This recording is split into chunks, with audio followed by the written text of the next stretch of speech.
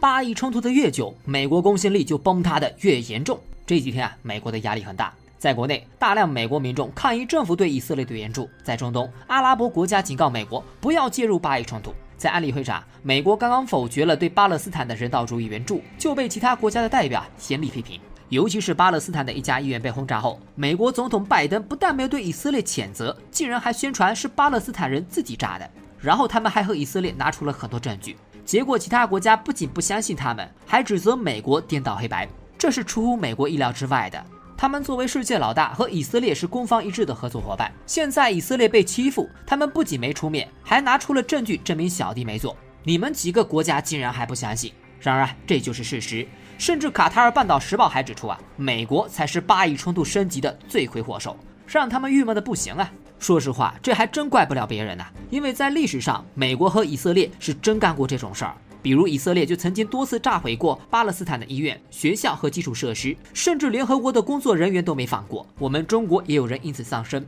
但是呢，一旦被人发现和指责，他们就假惺惺地拿出所谓的证据，要么说自己是针对恐怖分子，要么说自己被情报误解了。更过分的是，他们把人炸死了，连道歉都没有。至于赔偿，那是想都别想。有了如此先例，其他国家当然不信以色列拿出来的任何证据。至于美国，也没好到哪里去。当初侵略伊拉克，美国明明可以正大光明地占领伊拉克，但他们偏偏在联合国拿出类似洗衣粉之类的证据，说伊拉克搞杀伤性武器。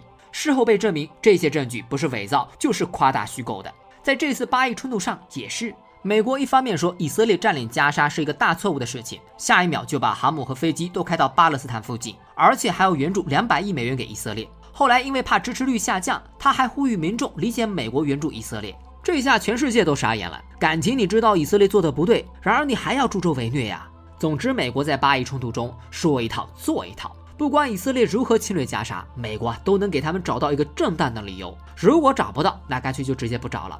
美国和以色列到底谁是谁的小弟啊？无条件的支持也让大部分国家对美国已经不抱希望了。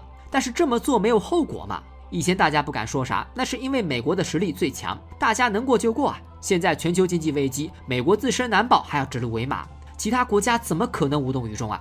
其实除了公信力，美国人权、言论自由、民主同样在坍塌。他们说轰炸平民是不可原谅的事情，一边却援助以色列武器，一边说言论自由，一边却镇压国内支持巴勒斯坦的游行，以及封杀以色列屠杀平民的新闻。更绝的是，美国一边在国际上呼吁按照国际法来处理巴以冲突，但是联合国准备对巴勒斯坦进行人道援助时，他们否决了，而且理由竟然是没有提到以色列拥有自卫权，把人权直接摁在地上摩擦。一场巴以战争把美国人权、自由和民主的底裤都给扒得干干净净，就像皇帝的新衣一样。当谎言被揭穿之后，大家才知道谁在裸奔。要知道，美国称霸全世界不仅仅依靠强大的军事和科技实力，还有人权、民主等软实力。以前美国只要拿出人权、民主，就可以轻易的让一个国家无法翻身，但是他们却抛弃了这层软实力。帝国的衰落总是从自身开始的。或许多年之后，我们分析美国衰败的拐点时，巴以战争会是其中一个重要的拐点，而我们正在见证历史，见证帝国的衰落。